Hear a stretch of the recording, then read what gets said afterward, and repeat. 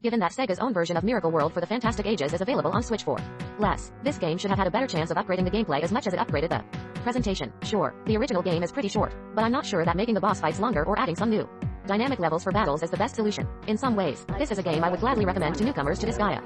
At first, if the game doesn't require much from the player, that's fine, but the more you progress, the more you realize that it's less bionic command and more N. Alex was one of Sega's mascots before they found a mascot that really had wide appeal.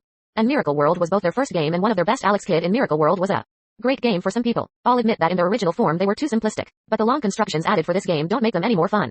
While it's nice to see a new game in the series, Disgaea 6 feels a little half-finished. I don't know how to approach this other than to write a cheat sheet for the player, as M2 did for the Sega Ages version of Miracle World. It's a dice game in which you have to race against each other to move pieces around the board. It was incredibly easy to die in the original game, and that hasn't changed in the remake. The more I played Alex Kidd in Miracle World DX, the more I wondered who this game was for. The quality is probably comparable to other games using this model, but I don't throw money at these things to find out more. It's a way to celebrate classics, shed light on games that may have gone unnoticed, address some old issues in games that may not have endured as well as others. Today's selection of new releases isn't very strong, but there is one game that might interest you. It looks inspired by Mega Man, but honestly, it has more of the energy of a DOS game.